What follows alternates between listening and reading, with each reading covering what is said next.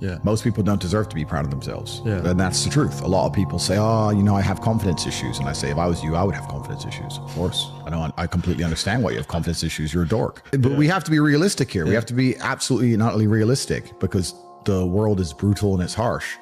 If you're not proud of yourself, you probably don't deserve to be proud of yourself. So you're not going to feel happy. And you just talked about confidence. Confidence comes from competence. The reason I'm confident is because I'm good at everything. Right. I'm good at everything I do.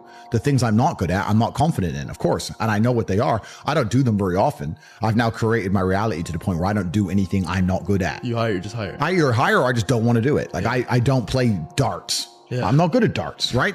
I do what I'm good at. Yeah. So yeah, I'm absolutely and utterly confident because I'm absolutely and utterly competent, and that takes practice and discipline and motivation, and you need to fail a few times. You need to get up. And like I said earlier, when I learned my entire mindset in professional fighting and chess, the two combined, that's how it comes down to. And when people say, oh, I have confidence issues, usually I can look them up and down and say, yeah, if I was you, I would completely and utterly struggle with confidence issues. Because the world is competitive, and there's men like me on the planet and friends like mine on the planet, and you're competing against us for money, for girls, for status, for resource, and you're going to be destroyed and decimated the entire time. So of course you have confidence issues when you can be annihilated in real time by the competitor. Yeah. Why wouldn't you have confidence issues? You'd be psychopathic not to. Well, it's supposed to be. Yeah. This is the thing that I don't truly understand. If I'm unhappy with something and I'm uncomfortable with something, I fix it. Yeah. That's endless motivation, which I don't truly believe in as a concept, but that's endless fuel for the fire. Right. If I was unhappy with something about myself, regardless of what it was, I would be able to take all of that discomfort and turn it into endless energy to get the problem fixed. Yeah, exactly. But these people seem to it's okay to be unhappy. Yeah. Well, these people seem to sit and say, I'm really unhappy with X, but then stay doing X. So I don't believe they're truly actually unhappy. What you'll notice if you live life long enough is that somebody will sit and say to you, I'm unhappy being a loser. You say, why are you a loser?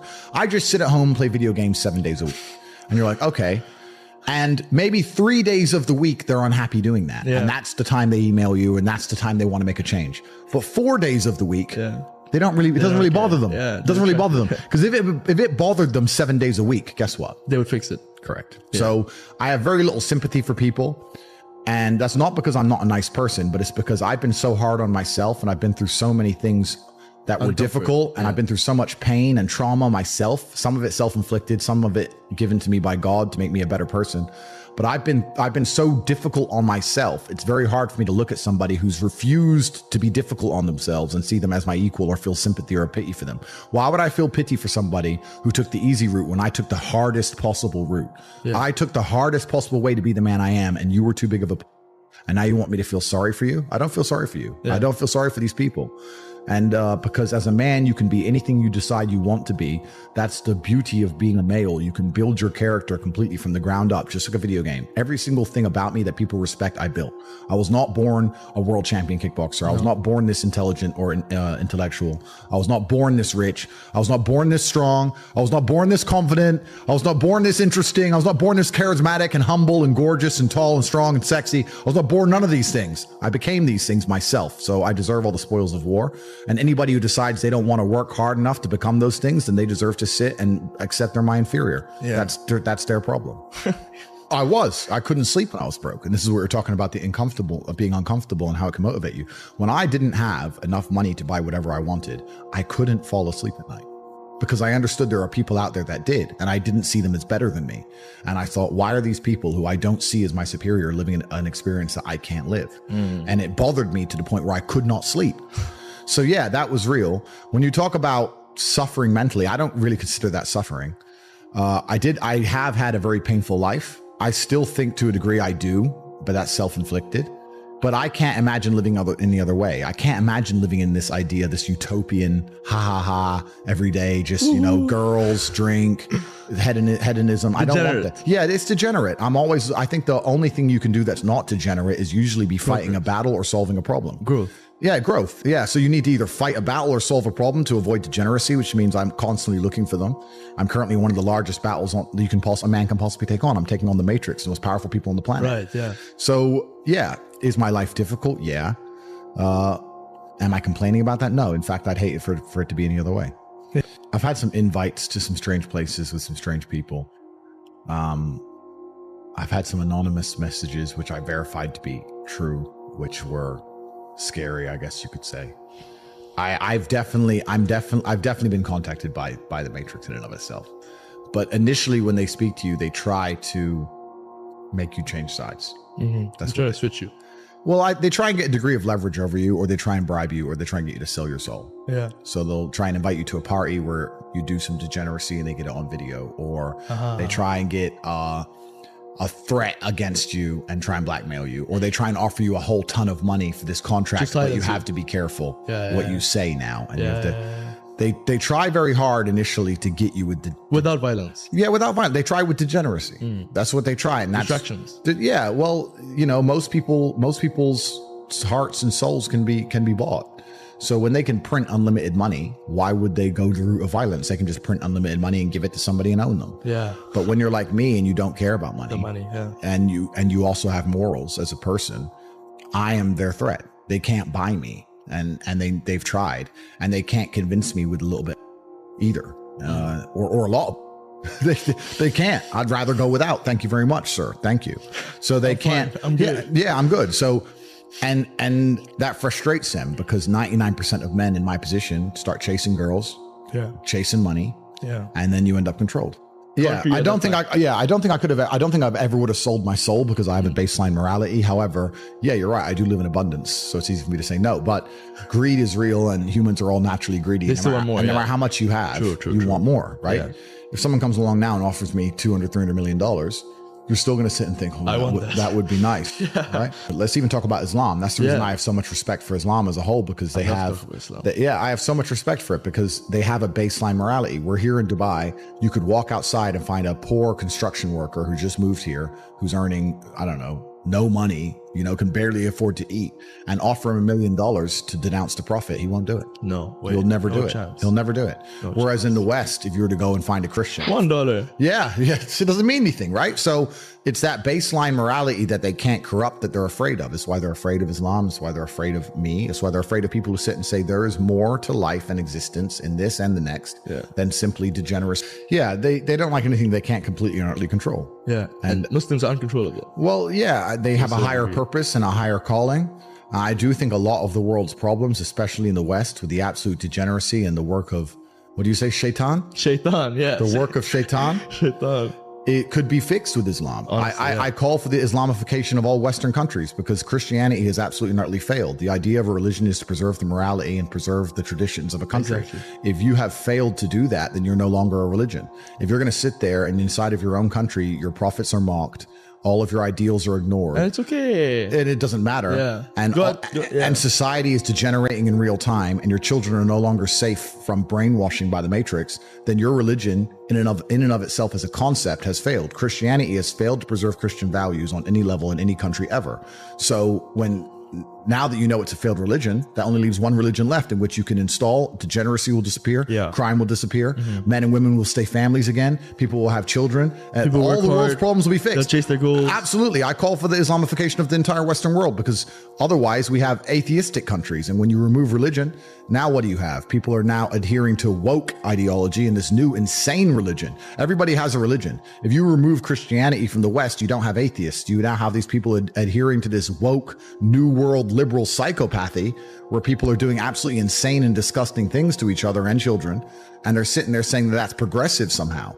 And it's absolutely and utterly disgusting. So if we need a God to believe in to preserve morality and decency amongst humanity, then let's have a God that people actually fear and respect. And that's why Islam is the only religion left on the planet. There's no other religion you can possibly name that even matters. What's made me the most money is the War Room.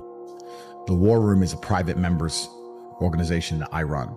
So when I first got this is interesting. When I got extremely wealthy, I wanted to know where I kind of felt like I'd gone to outer space expecting to see aliens, and I got there and there were none. No aliens. I was like, where is everybody? Okay, I'm rich, but I expected once I became rich to meet other men who were rich, focused, intelligent, had their dating lives in order, their physical health in order, their finances in order, their connections in order. And I got to the top of the mountain and I looked around and realized nobody had it. Like, yeah, this guy's rich, but he's cucked by his wife and he's fat. This guy's rich, but he's controlled by the Matrix. This guy's rich, but he's dummy. He just made a bunch of money making music, rap. He's an idiot. This guy's rich. Like, there was nobody who had it all. Yeah. I was like, and I wanted a network of genuine predators. I wanted the Freemasons almost. I thought I didn't want to join their organizations, but You wanted people like you. I wanted people like me. So I started an organization to find those men. Yeah. So now we have 3,000 members all around the world. Wow. A lot of them are very, very wealthy. A lot of them aren't. We have people who join who are 18-year-old brokies with nothing. That's fine. They spent all their money on joining. That's fine, yeah. Because if you're prepared to listen and learn, then you're in the right place. If you spend all of your time sitting around people who talk about how to become powerful and influential and rich, You're just guess what you're going to end up being? Yeah. Powerful, influential, and rich.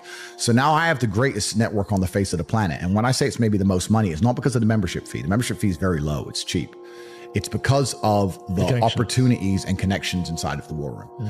And that's why I am ultra competitive, and that's why nobody will ever beat me. If you're an individual and you wake up and think, I want to make my life better, and you spend 8 hours reading a book, that's fine. When I wake up to maybe 25 messages from some of the most influential and rich people on the planet that you've never heard of, telling me, buy this now. This is an opportunity to make money on the Russian ruble. This is an opportunity to make money British here. pound, yeah. This is an opportunity to make money on this land. This is what's going down in Iraq. Here we have an opportunity in Nairobi. And I'm sitting there going, okay. And I have got all this curated information and genuine opportunities in real time presented to me. And within 15 minutes, I've made a $5 million investment. Yeah. You're on page 1. You're still reading your book. The introduction. You're still reading. Yeah, you're still reading the introduction. And this is why, against people like me and my network and the other people inside the war room, you will always lose. Yeah. So the war room's maybe the most money, but not because of membership fees or anything like that, because of the genuine connections and opportunities inside of the war room. And we're just free minds. Anybody who listens to what I say and agrees with it and likes it should understand that you are the sum of the 5 people you spend the most time with. 100%. And if you know 100%. That, then you need to make sure you're not spending time with anybody you don't want to be. So people who join the war room, they join and they want to become professional. They want to become absolutely and utterly professional. And like I said, we have extremely seasoned and experienced and successful men, but we also have people joining saying with nothing, but they're humble enough to learn. I come here, I'm young, I don't have any money, or I'm old, I have a little bit of money, or whatever it is, but I am here to learn and absorb. I want to commit. And if you learn and absorb and you're in the right place, then you can do fantastically well. So the war room, I mean, with the war room network now, I could never be broke ever again. It's impossible for me to ever go poor. I have access to billions of dollars I could loan from these men because I know they could trust me if they wanted to. I have a place I can sleep in 3,000 different locations around the world in big mansions. If I need a Lambo, they'd send it to me. If I needed a visa for a country that you can't get a visa for, someone there will have a business to give me an LLC, to give me a visa via their business. If I need a jet, it comes. If I need information on anything, if I need to do a money transfer to Afghanistan, which if anyone's tried, they know how difficult that is. I got a guy who fixes that. Are you good? It's all there. It's everything. So whenever I have any problem in my life, no matter what it is, I go to the war room. And in fact, I'll prove the power of the war room right now. I became the most Googled man on the planet. Yes. I hacked every single social media algorithm to a way which people are sitting there trying to work out how I did it, and they can't work out exactly how it's done. The war room did that. I went to them and said, I've decided to go overt as opposed to being underground. I want to go overt and break mainstream. And 4 months later, I was the most Googled man on the planet. The war room did that. Of course. There's not many organizations on the planet that can do something like that. None. So when you have something that powerful, I created it because I wish it existed. That's what I was looking for when I got rich, and it didn't exist. So I created it myself. Yeah. And it's also, and I'll say this now, for any young man or any man who's serious about his journey or serious about himself, it's the most important place you can be. You're going to learn absolutely everything about the realities of Earth. Do not waste your time in some university. Do not waste your time reading books. Do not waste your time on YouTube watching some dork talk about Amazon FBA. Don't be an idiot. Join the war room and you'll learn, and there's a spiritual journey involved as well. But every single person who joins the war room ends up being an absolute consummate professional. And that's the most profitable enterprise. Yeah, so I'm a proponent of crypto. I do use crypto, Bitcoin, ETH, the big ones. Okay. I think that chasing crypto pumps is now over. The bull run's over. The stupid money is gone. Most people don't understand about crypto that it's person versus person. I see they launch these coins, and then they start a Telegram community. And then if you go in the community, if you get in the community, everyone's like, yeah, we're all in this together. No, you're not. No. You're not in this together. If you're buying or if you're selling, if you buy crypto at $1 and then you sell it at $10. Someone bought it off you at $10. Probably in that same Telegram. Probably in the same Telegram group. So you're literally stealing money from the other people in your community, the other people who believe in the project. You're stealing money from them. It's player versus player. They start these stupid communities so all of you sit there and don't dump so that the developer could dump. You're all dummies. All of you guys, you're all dummies. It's player versus player.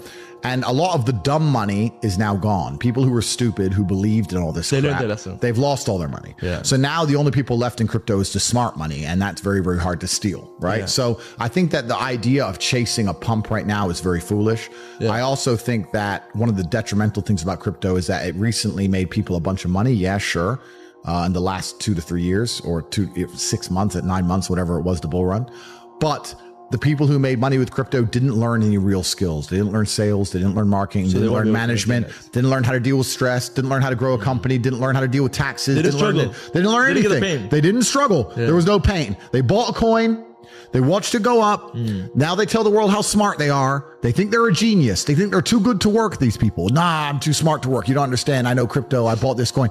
My friend, every single coin went up. You're not a genius. Everything went up. All of them went up. You could have bought anything. You were in the right place at the right time. You made a little bit of money, but you've learned absolutely zero. And unfortunately, if you have money but no lessons and you're still a dummy, that money is not going to last long and you're going to lose it. And the world we live in now is also hyper expensive. Like, you make a couple $100,000 and you think you're rich. You lose 20% the same day. Bro, like, inflation. The amount of money you need nowadays to be considered rich is ridiculous. I was with Dan Bilzerian a couple weeks ago, and I was telling him how quickly my life has changed. I used to go to a holiday for a week with 500, 600 pounds, right? For the week. When Dan messaged me and said, hey, let's hang out. He was in France. I was in Romania. I was like, cool. I had some cars in Germany. I had trucked over to wait for me there because the roads are nice. I organized my jet from Bucharest to France. I needed a security team to come with me. I hired the security team to come with me. I like to use my Romanian guys, so we had to get a bigger jet to accommodate them. By the time we jetted in with the security team, picked up the cars, everybody, 6 or 7 people needed 5-star hotel rooms. Everybody ate food. I sat and had a meeting with Dan. I took the cars for a spin around the mountains, went to a spa a little bit, jumped back on the jet with the entire security team, put the cars back on a truck to Germany, and flew home. So by the time I had a 3-hour meeting with a friend, it cost me 400 grand. Oh my goodness. That's how expensive the world is at the top. So when you're sitting there and you've made 200 grand on a crypto pump and you think, oh yeah, I'm rich. You are a brokey and you haven't even learned any lessons. You're a dummy. So I think crypto is bad for kids because it has a whole bunch of kids out here thinking they don't need to work hard. They don't need to dedicate themselves. They don't need to learn important lessons. They can just chase a pump and win the lottery and it ain't going to happen. That's whether you lose all their money. So that's the bad thing about crypto. And that's why I'll sit here right now and do a plug and say, join the real world instead and join Hustlers University instead and learn real lessons that you can apply to anything. So you'll never be broke and have a real network like the war room. So you can never be broke. It doesn't matter if Bitcoin goes to $1 million or zero. I'll make money either way. I'll make money either way. Because I have skills, and not by day trading, not by that. I'm just going to know things other people don't know before they know them. I'm just going to have opportunities identified and presented to me before other people have them. And it doesn't matter if Bitcoin goes down to zero or it goes up to $10 million a coin. Either way, I'm going to make insanely large sums of money because of my network and because I'm respected and because I know important people. And that's the problem with these crypto kids. They have none of that. I'd like to think I'm pretty all encompassing when it comes to strengths, and I've made sure of that. My father had a saying, which is now my saying, as I'm the oldest Tate. My unmatched perspicacity coupled with sheer indefatigability makes me a feared opponent in any realm of human endeavor. And I stand by that. I do like to believe I'm a feared opponent in any realm of human endeavor. If someone were to come up to you and say, you have to have a skateboarding competition, but don't worry, the guy you're skateboarding against can't skateboard. You'd be like, cool. And then I turned up. Part of you'd be like, shit. Even I can't even skateboard. But part of you'd be like, Tate. Tate, this guy. Yeah, it's not this guy. You know, I'm just that guy. He's pretty good. I'm just that guy I'm just good at stuff. And nobody wants to compete against me at anything. So I'm good at everything. My weaknesses, I've strongly analyzed my weaknesses. In fact, I've sat around with friends of mine and with people who I care about dearly and who care about me back and said, if I had to hurt me, how would I do it? If I decided to do damage to me in my life, how would I do it? Where are my weaknesses? It's been analyzed and talked about and discussed at length. Because you need to do that reflection. You have to know. Most people don't do that. No. Most people don't say, if someone wanted to ruin my life, how would they ruin it? So I know all of my weaknesses. I know all my weak points. Obviously, I defend and guard them the best you can, but obviously not everything can be completely defended and guarded. I know what they are. I'm not going to advertise them to the feral psychopaths of Earth. But I think in terms of how difficult a target on earth is, I'm certainly one of the top hardest people on earth to damage, whether emotionally, psychologically, physically, etc. I'm extremely difficult to damage because I live a reality in which I'm very conscious of these things, paranoid perhaps, and I'm hard to get to. Most men, you can just steal his girlfriend. Most men, you just steal his chick. You steal his chick or just run up on him when he goes to the chicken chip shop. And most men are so easy to hurt. Most men you can just lie about in the media, matrix attack them, and they'll have a mental breakdown. Most men are so absolutely not mentally. They'll say sorry. They'll cry. I did none of that stuff, right? Most men, you can just you can just get a famous guy with a blue tick to message his girl, and bam, before you know it, she's in his bed talking about how that man.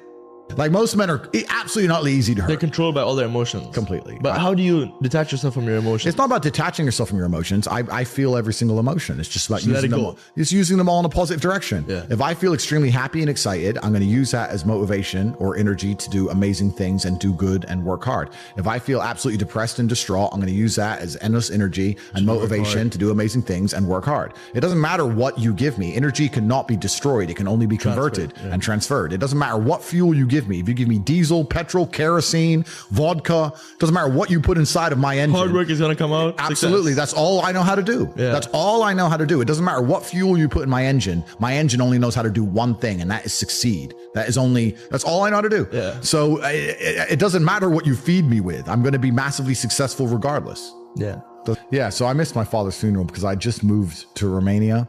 I had just invested every single penny I had in this enterprise. I was now the oldest man alive in the Tate family. I had to look after my mother and my siblings and take care of people. I had to make a choice. Do I fly back to America and spend money and time and go to this funeral and, waste a few weeks?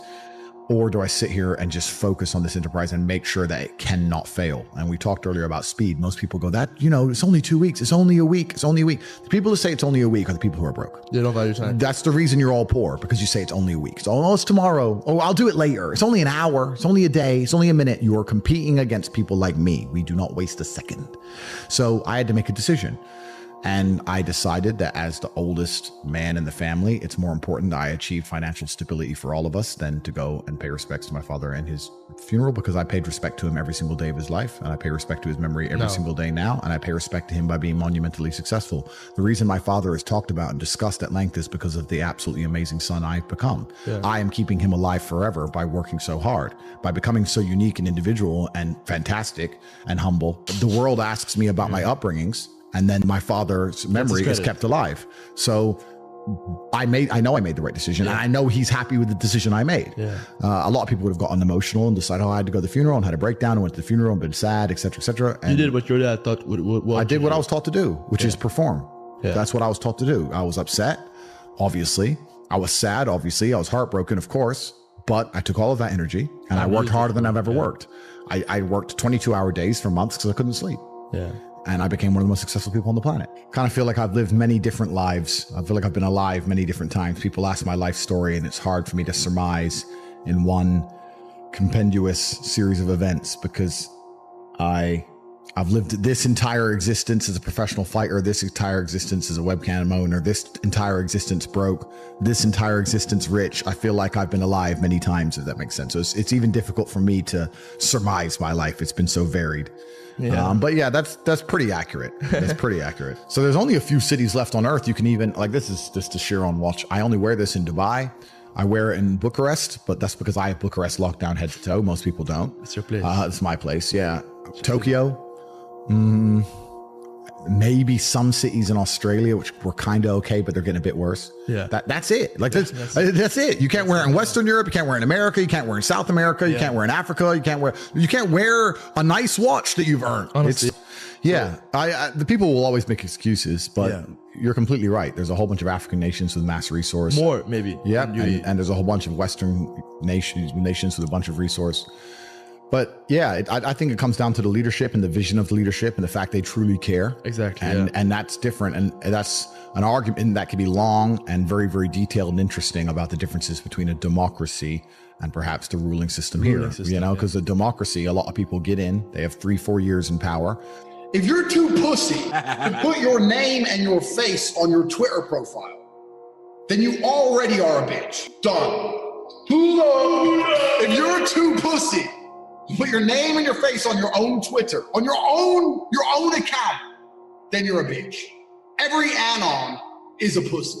All. And they're going to sit there and go, oh, but you don't understand when you're in the professional corporate, that you ain't in corporate, you work in fucking Starbucks, nerd. Talking shit, you ain't in no fucking corporate job. And even if you are, I make more per day than you do per month. Who gives a fuck about your job?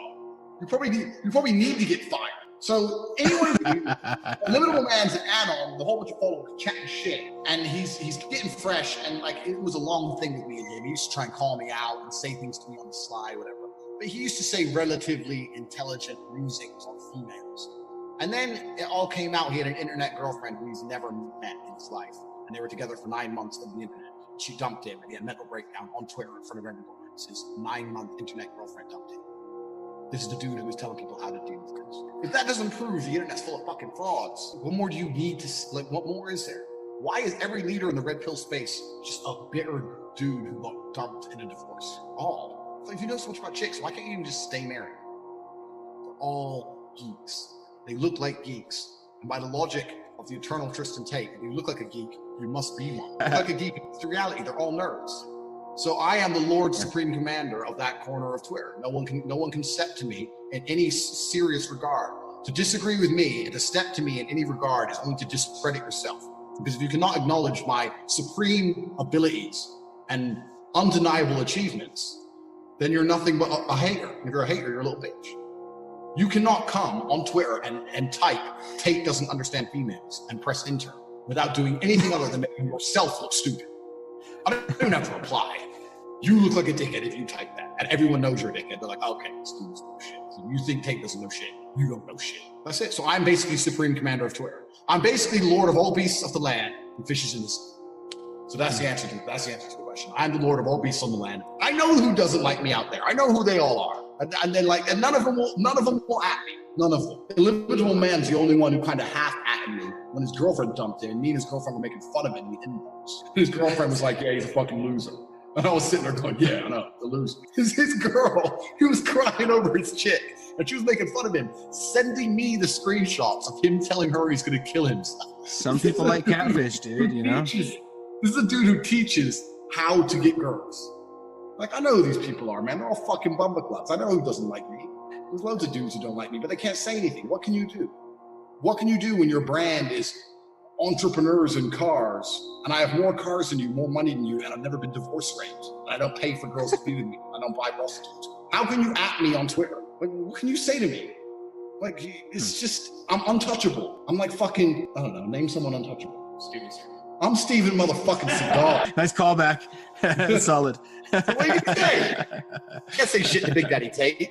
Yeah. Then what happened was, to add to it all, that Mike Stitchbury guy, I knocked on his door. That put waves through the Twitter world because I was like, shit, Tate's crazy. He turns up your house. Yes, I did. I said, I'll knock on your door. You got something to say to me, no problem. I'll knock on your door. That's not even a threat. I'm not even threatening anybody. I'm just saying, I will come. I will knock. Say hello. And see if you have the same demeanor when I'm standing there. Right. You won't. You're a pussy. And I've got all the money and time in the world. I can fly to anywhere on this planet. I don't care if you live in Timbuktu, motherfucking too. I will turn up first class. Shit, dude, you're not even hiring a private jet. I'm not into private flying yet. In fact, I said to Tristan only a couple days ago, I need to get a private jet just to get Instagram pictures to flex on the brokers. So we called a private jet company, and we were looking at flights from Bucharest to somewhere nearby, a 1-hour flight. But there's very few private jets in Romania. It's not like from London to Paris, it's actually quite cheap. You do it for like $5,000. You get a jet because it's so often. But Romania, the only private jets are actually owned by people, by like politicians and stuff. So to get a private jet here, it's like $20,000 to get it here, and then it's another flight there, and then another flight back. So it costs about $60. The next time I'm in, which ain't worth it for Instagram. The next time I'm in London, I'm gonna fly to Paris on a private jet. Me, Tristan, 10 of my females. I'm gonna try and bring a dog as well, like my dog, luggage, booze, just to make the broke boys upset. I think I'm a nice guy, and people are not gonna believe me. Like, what? I'm not a nice guy. I don't know anyone like me. I'm talking about people with more money than me, who will pick up every bill they sit in front of, who will blow spend $20,000 on champagne so everyone else can have fun in the evening, who will take everyone out, who will just, I'm the least frugal human on earth. If I have $10, I'll spend it all. So I consider myself an excellent host. If people come to Romania, I go out of my way and clear my schedule to do activities I wouldn't normally do to make sure they enjoy. I'm the best host on earth, and I'll pay for the whole fucking thing. So I consider myself a very nice guy. And I do that just because that's the kind of person I am. I'm a nice man. That's why I do it. I'm a nice man. If I like you, I want you to have fun. I understand that I'm relatively, I'm not rich, but I'm relatively fortunate financially, and I'm happy to pay for it because I want you to enjoy your time, and it's my gift to you. That's one thing. The people who I hire to work for me, working for me is exceptionally, I'm not going to sit and pretend it's easy, because everything good in life comes at the end of difficulty. So I have to find people who understand that. Like this ain't, I'm not just like, oh, send me your CV and okay, maybe send your CV, we'll test. No, I don't want bumblecluts. I can't stand that. Like, I can't have bumblecluts working for me. Like the people who work for me have to be capable of dealing with the realities of Earth. Realities of Earth is that we need to make shitloads of money and we need to do it now. And if you fuck with me too tough, I'll punch you in the face. That's who I am as a man. So the people who work for me need to understand that. So it's my team it's very unique individuals. But anyone who can work with me for long enough is going to leave with the life skills it takes to be. Like, making money really isn't that. What's difficult is finding people you can make money with who aren't fucking. This is the only problem I have left in my life is finding staff who aren't ridiculous. It's super hard. It's super hard. Like really, it's genuinely super hard. So if like when people sit and go, oh yeah, and I don't know, like everyone has different philosophies to business. My philosophy to business is probably different from everyone else's, but when I see like people just, oh, I've put a team together in 2 weeks and there's 10 of us, I'm sitting there thinking, if you found 10 people in 2 weeks, 9 are shit. Fact. Maybe 10. Yeah, it's probably 10. Like, I don't care what's on their CV. They're shit, you know? So it's finding good people. Like, I don't hire people because I have a gap. I hire people based on who they are and I'm finding it. So if I find someone now who I think is good, I'll hire them anyway. I'll find them a job later. If their attitude's right and they understand, then I'll hire them. I'll find a job. As opposed to thinking, I need someone for this. Let me find someone. I do it the other way, you know? But it's so rare I find people who genuinely understand the mission to come out of it. You can't be lord of all beasts on the land, fishes in the sea. You can't pay your way. This is the thing, man. I scroll up and down on Twitter and I see people like, oh, I don't know, my basketball game. I won my basketball game. I won my jiu-jitsu competition, even jiu-jitsu, which is bullshit. It's a watered down fight, but I'll carry on. My basketball game or whatever. All sport ever was a replacement for war. That's all it ever was. Like there was wars between tribes of people. They'd have a fight. And the people who didn't die was in charge. But then they sit there and go, you know what, instead of killing each other, let's just play this game, which is kind of like a replay. You know, we'll play football or something, or a wrestling match. And then no one has to die to who knows. So that's all competition's ever been. And fighting's the purest form of competition. So like, if once you've been a fighter, what other competition matters? Like, how can I possibly have interest in putting a ball in a net when I've been smashing people's skulls in for 15 years? Like, who gives a fuck about putting a ball in a net? Who cares? Who cares if I win? Who cares if I put the ball in net 20 times and he puts it in 0? So I didn't whoop his ass in front of his wife. I didn't do shit. Nothing. So like, and on top of that, you add in the element that fighting is a genuine adrenaline rush because it's life or death. So then you add in the boredom element. Like, what in life is entertaining after years of professional fighting? You think I can go to the movies and be like, wow, great movie, man. That was wow. Think I can read a fucking comic book like a dork, pain? I make millions of dollars and I'm still bored. I'm still sitting there. I can make $100,000 a day and be like, whatever. But if I win a fight, it's different because it's life or death. I survived. When the feeling of a fight being over is like getting you all clear from cancer. Like imagine you got like a cancer diagnosis and you have 0% chance of survival, 50-50.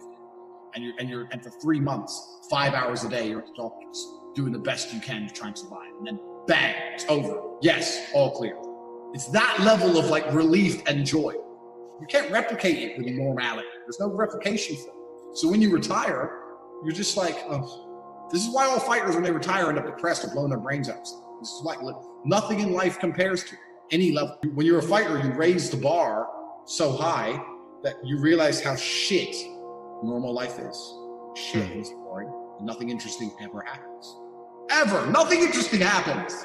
You eat, you see your aunt now and again. Bullshit. Bullshit, you know?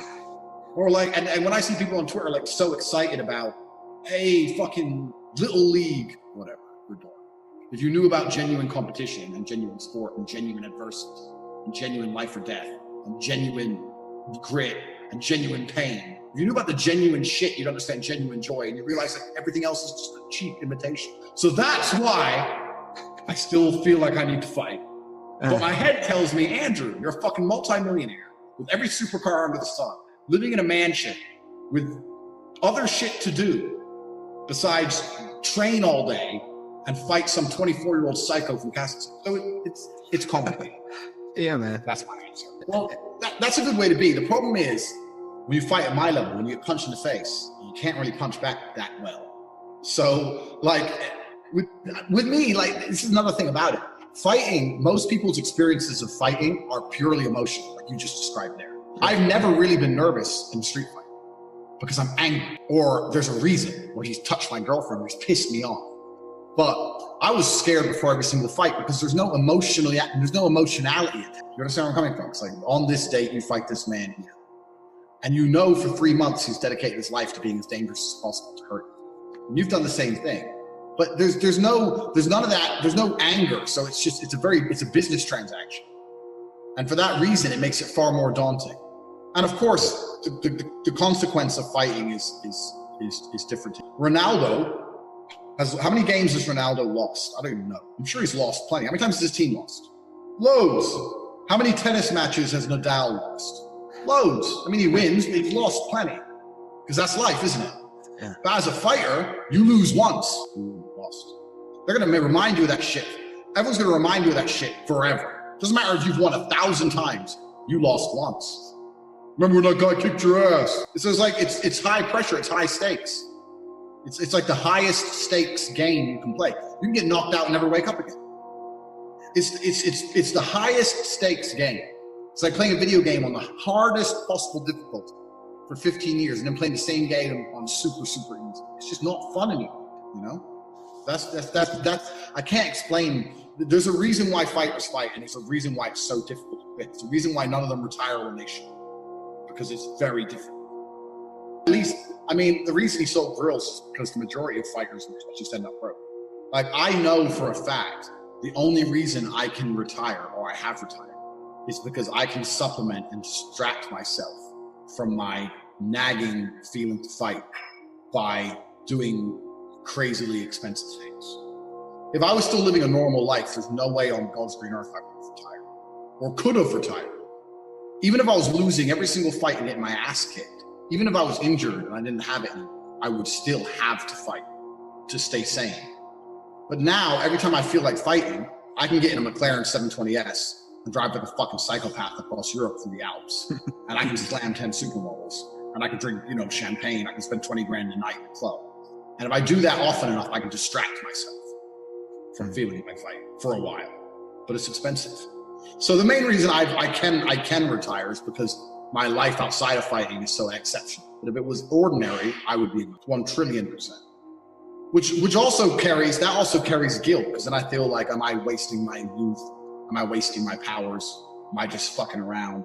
But then there's another side of it. It's like, well, no, because you're putting all your powers into generating cash. You're doing exceptional. So there's no easy answer. I don't fucking know. Should have done it way sooner. I guess what happened is people for a long time were asking for my help in various regards. Doesn't matter. I mean, my first ever thing started with like the PhD. So it doesn't matter if it was about girls or making money or whatever. People were constantly asking for my help. And my attitude was fuck. And then I got, after like the 1,000th request, I kind of thought, you know what? Maybe I should stop being such a dick. So I'll help these. Like I genuinely started all these this whole enterprise from a philanthropic point of view. Like I consider myself a philanthropist. Like, okay, everyone's asking me. I ran a webcam company. I had 75 girls work for me. Everyone understands. I also understand female nature. Everyone's asking me about girls. I've been asked this 1,000 times. Well, I don't want to repeat myself 1,000 times, so let me just make a video explaining basically all I know. And fuck it, I'll charge some money for it. So that's kind of how it started. It was much more like, well, people keep asking, and I put the PhD course together. And that's still on the website now, Tate.com. It explains everything I learned about women from start to finish when I made my millions of dollars with webcam. If anyone's watching this doesn't know I ran a webcam company, that's the whole story with itself. But yeah, so that was it. It kind of started from point of view, and people kept asking me different questions.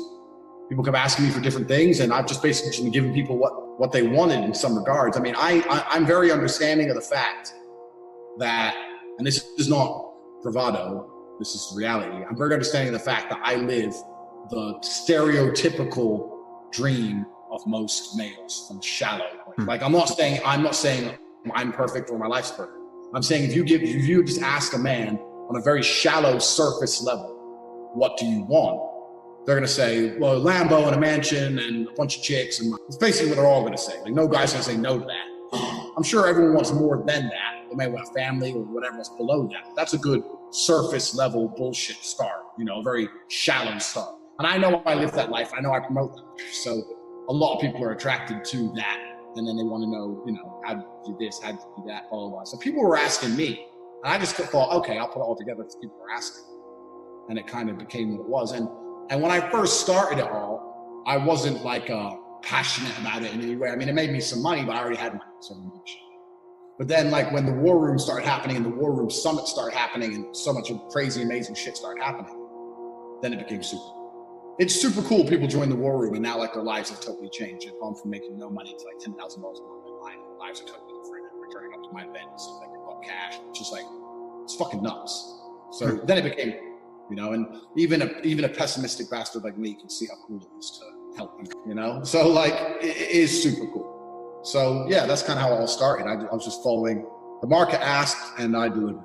Yes, that's kind of how it was, because for a long time I was just bragging. I was just on Twitter bragging. I was going on Twitter every day. 10 hot chicks, Lambo, champagne. I was just bragging. I was just flexing on the broke boys. And then the broke boys started saying, how do you flex so hard? I said, well, I'll teach you. That's right, exactly. I was just flexing on the broke boys. That's how it started. Oh no, I've always been. There's a lot more to me than that anyway. It's just what I use. It's just what I thought was Twitter. But yeah, the war room is certainly a lot of people. The war room's grown into something absolutely amazing. I can't talk about too much about who's inside and what happens, but it really is fantastic inside it. There's no group like it, and there's people inside there who are in Neil Strauss's mastermind for 20 grand a year, all this crazy shit. They're all saints, So it has turned into an amazing thing. But yeah, it all just kind of started with bragging, and then as things grew, like, obviously if I'm in the war room, I get my 100% my personality, so they need a lot more than that. But with Twitter, I'm very surface level, I guess, sometimes. But the reason, I guess a lot of the reason, my number one problem with Twitter isn't even my ideological adversaries, really, because I understand that. I think that's why I am how I am. I don't think, and the reason I was flexing so hard on the broke is just to prove I was legit. Because Twitter is full of fakes, man. Twitter is full of fakes. And like, there's so many people on there just pretending to be something they're not. So one of the reasons I was so adamant to just show off was to show that I'm not full of shit. Because most people on Twitter, especially in the red pill manosphere, day game, they are full of shit. And they're like anon accounts. Hey, just pulled a 9.3, banged her first night because my frame was so solid. It's just like, bro, you're a fucking geek. You're a geek. You're a fucking geek. You didn't pull no 9.3 from a mall in Winnipeg, Minnesota. A 9 is on a billionaire's boat. That's where a 9 is. And she's got 1 million followers on Instagram, minimum. You're telling me you pulled a 9 from a fucking coffee shop in your Toyota Corolla? Shut the fuck up. They're just fucking nerds. And then all these guys are giving out advice on girls. I don't even have to name names, just loads of them.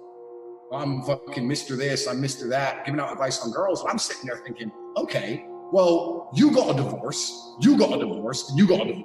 So you know so much about fucking girls, all your women have left you, which is fine. But you obviously don't know that much. Like, you all got fucking left. I had 75 women make me millions of dollars. Who's more qualified? Genuinely, who's more qualified? So I was like, okay. So when I'm posting me with all these hot chicks, the main point of it is just saying, well, where's all these other dudes' chicks? You're fucking red pill, Mr. Day Game, Manosphere. We're all fucking frauds.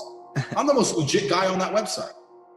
And just the reality of it, I'm the most legit guy on Twitter. So a lot of the flexing is just proof, because I don't want anyone to think I'm full of shit, and I'm not. Everything I've ever said is true.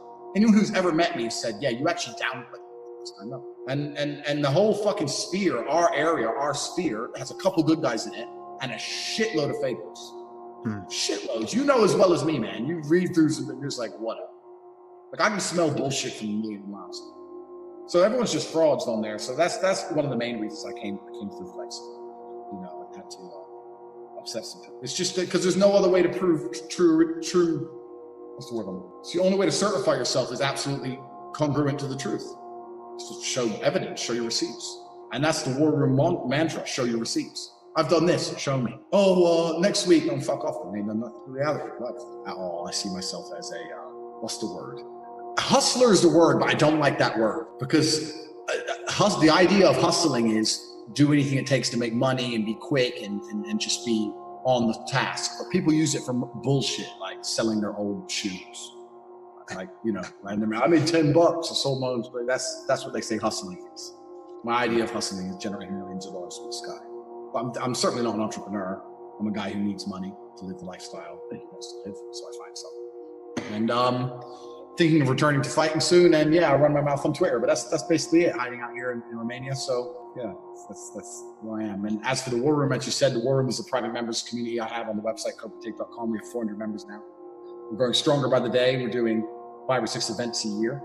So that's very, very exciting, changing lives for everyone involved. So if you don't know about the War Room, once again, you're missing out. I decided to fight next week, but it's difficult and it's very hard. My heart says yes, my head says no. But I'm a logically driven person. So I always listen to my head. But it's hard when your heart tells you to do the same thing every single day. It's difficult. I'm living in purgatory, stuck in the middle. And sometimes I'm like 100% certain yes, sometimes I'm 100% certain no. It's very, very difficult. And people would say, well, why is it difficult? Well, it's just difficult because fighting is not something you choose to do. Fighting is something you have to do. Anyone who's a professional fighter has to fight. Because fighting is the worst sport in the world. Like there's no, it's the worst career path possible. 99.9% of fighters make no money. You're risking death. You're risking injury. Even if you end up a millionaire, you're spending the large majority of your career broke in some bullshit gym, struggling for no reason. It's hard. It's underappreciated. I mean, it's fine when you win, but eventually you lose and all the couch potatoes laugh. Like it's the most bullshit sport. Like, why would you do that to yourself? Why wouldn't you just play football and be a millionaire and put a ball in it? Why would you go through hell for probably no reward at all? And the answer is because you don't have a choice. Because warriors are born. Warriors are not made. Warriors are born. And if you're born a warrior, you have to fight. You just have to fight. People say, why do you fight? It's like, because I have to. So why? It's because I have to. I have to. It's kind of amazing how something so intangible, emotional, like absolute self-belief can play out so heavily in the tangible world of bricks and mortars and Ferraris and money. But it's the physical and metaphysical that combine. That's what makes life so beautiful, all the things we understand and all the things we don't understand. But often I say to people, what's your dream? And they say, I want to escape the matrix. And I say, but will you? And I see in their eyes the flicker of doubt. They're confused by the question. Andrew, I want to escape the matrix. Will you? They don't know. They have no idea if they will or not. They don't believe if they will or not. They've never thought about that. It's easy to think about what you want.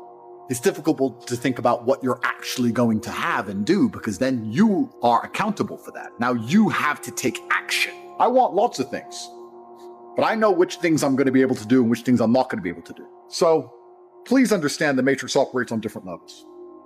They convince you to not try and escape. If you do want to escape, they convince you can't do it. You must believe in yourself and you must test yourself. You must become so brutally competent that you know there is nothing you cannot achieve. And when you've done those things and you truly believe, and the universe, by some freak accident, decides to place me in the exact place you are, you're walking down nobody's street in a no-name town, and you see Andrew Tate, the top G, and you say, I don't believe it. It's you, it's Andrew Tate. I watch all your videos, I love your stuff. I want to escape the matrix. You should know exactly what to answer when I reply. You know what? When I was younger, I grew up in the south side of Chicago before moving to Goshen, Indiana. I was from a disadvantaged area, the ghetto, you could say. And I used to hear people say, especially my dad's friends, one of them was a gangster, one of them was a pimp, bro, I caught a case. I remember saying to my dad, what does caught a case mean? He goes, it's like when you catch a cold.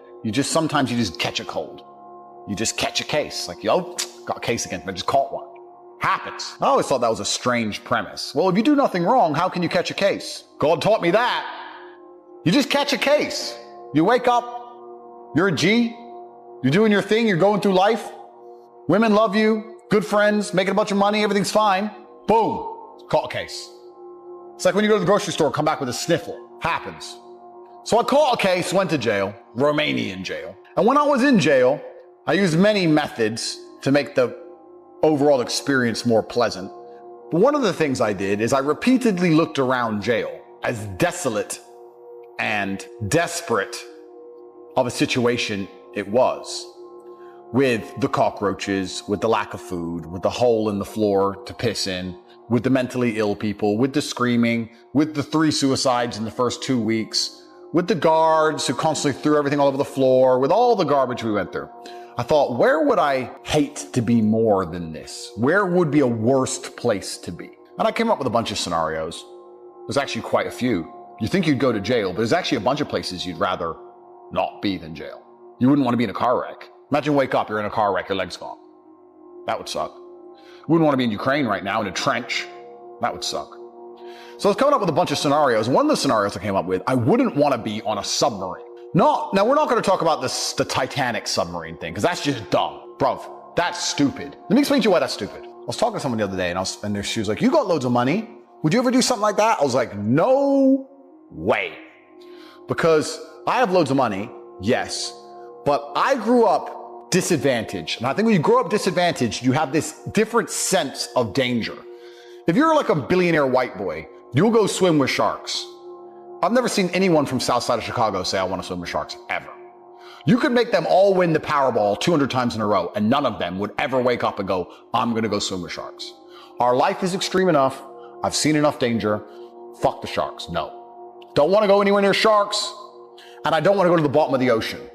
I'll tell you why I don't want to go to the bottom of the ocean. If my man, Mr. Idiot Professor who got crushed, came to me and said, I built a submarine, all right, and we can go to the bottom of the ocean, okay, and we can explore the Titanic. Say, okay, how do we see the Titanic? Well, through this television screen. Fine.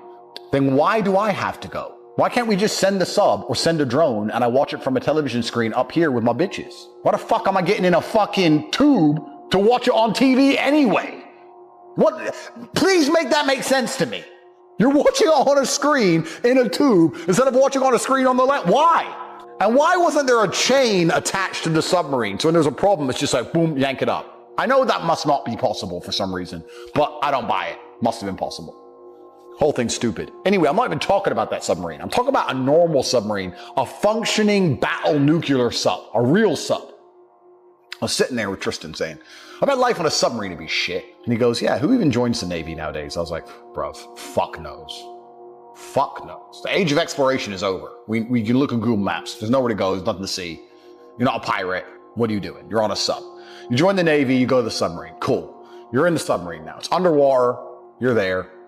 You have a job to do. I guess you press some buttons a couple hours a day. You go to the mess hall, you eat. It sounds like jail. With the chance of dying, of course. Probably worse than jail. But I thought, you know what, life on a submarine may not be that bad, so let me go and do some investigation. So since I've been out of jail, I looked up life on a nuclear sub to see what it's like. And I learned that they have, I think the day has different number of hours in it. I think they have 18 hours in a day. They change it. They get rid of the 24 hours. There's 18 hours in a day. You do 6 hours sleeping, 6 hours work, and 6 hours recreation, something like that. And then most parts of the submarine you never even get to see because it's all classified. So you're a loser. You wake up in your loser bunk.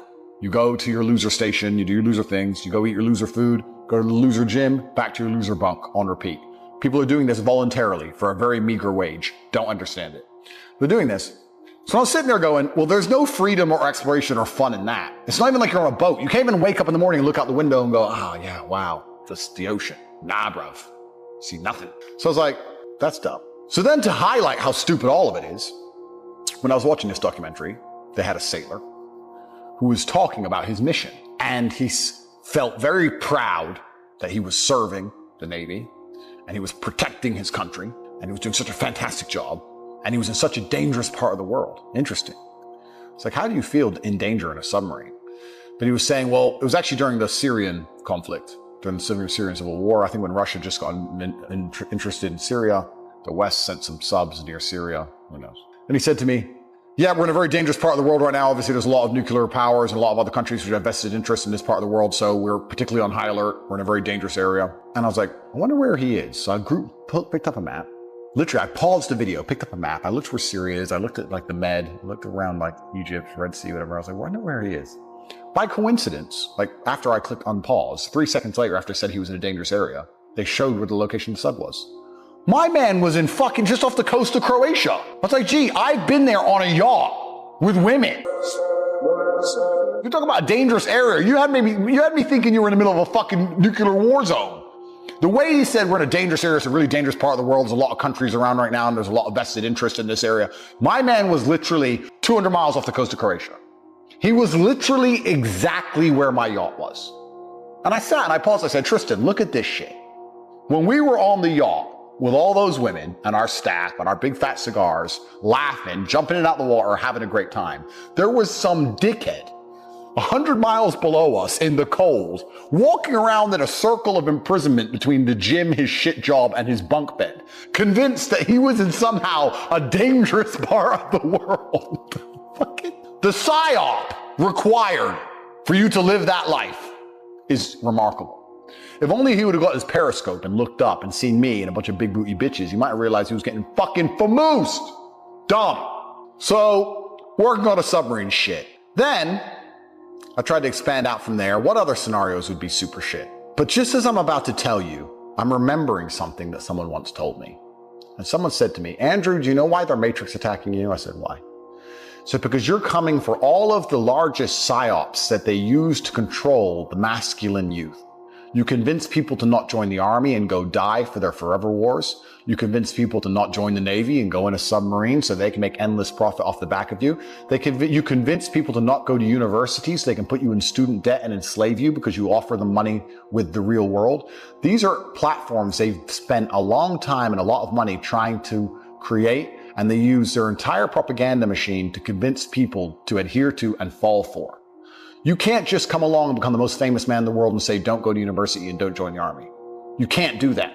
Because if you do that, they're going to put you in jail. And I sat there and thought, that's interesting. And here I am. I just made a Tate speech about how submarines are fucking stupid. Now I'm about to tell you if you join the real world, you'll make more money than you never make in university. But because I understand the limit, I'm not going to tell you the other stupid places I don't want to go and the other stupid jobs I thought of, because basically all of them are in the military. So I'm never wrong about anything ever. I say that, and people go, oh, yeah. No, please understand me. I'm never wrong. For the people who have just encountered me or my brand, you may not know this, but the OGs who've been following me for 5 or 6 years, no, I've been right about everything. It was day one of COVID. Everyone was afraid. I knew. Just knew it was bullshit. I just know things. How I know things, that's a good question. I have this instinct. I'm from the streets, and now I'm at the absolute upper echelon of masculine performance, the highest possible echelons of life, from the lowest possible echelons of life. I think I've learned a lot along the way, but even the other people I encounter who have had a similar trajectory, they don't know what I know. I just know things. And the reason I'm saying this is because, as usual, time, my friend, proves me right in the end. And time has proved me right about something else, which I knew from the absolute beginning was complete bullshit. Complete garbage. So today we're going to talk about NFTs. There was a time when very successful, rich people were trying to convince me to spend millions of dollars on a JPEG.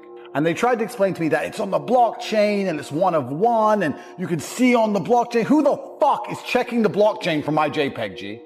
Who cares? 3 million for a Bugatti, fine, drive the Bugatti. 3 million for a JPEG. People can just copy and save the JPEG. No, but my JPEG's the real one. It's on the blockchain. Look on the blockchain. If you go to etherscan.com, bro, what planet are you on? Nobody gives a fuck about Etherscan, checking the blockchain. Even if I proved, after all, that I owned that picture, guess who would care? No one. Only nerds.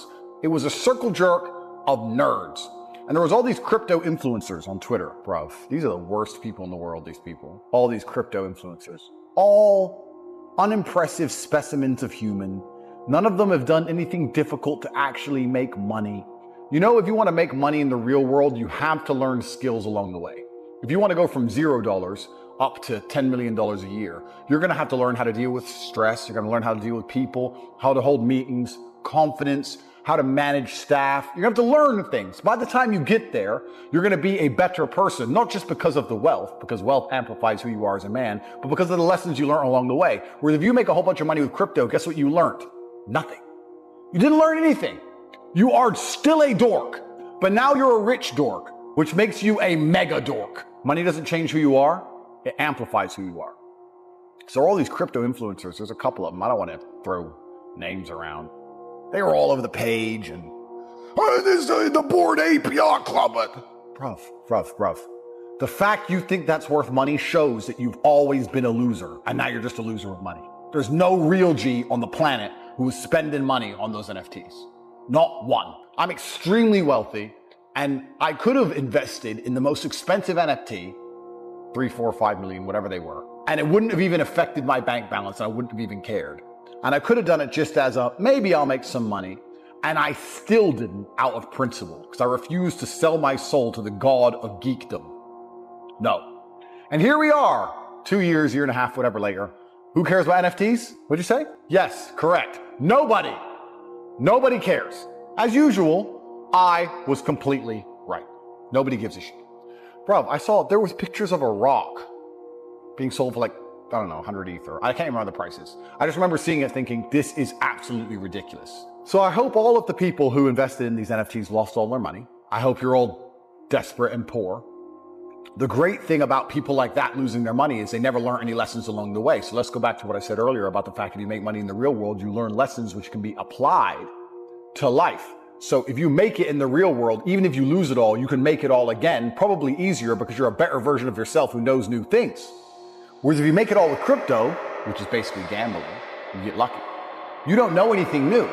And you certainly are not in the position to go and get a real job or work hard because you've once experienced easy money. So you're not going to wake up and think, I'm going to be a hard worker, money's hard to make. I'm going to be disciplined, I'm going to be motivated.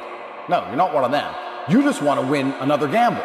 And you sit there and go, if I can just pull it off one more time, this time I won't be stupid with the money. If I can just do it this once more, I promise I won't buy NFTs. I won't buy JPEGs. I'll buy real things. I'll buy stuff that matters. I'm sorry, God, just one more time. Let me go on Etherscan, or let me go and Pancake Swap and buy some shitcoin, please. Do a 200x this shitcoin, please. And they just lose everything. Everyone just loses everything.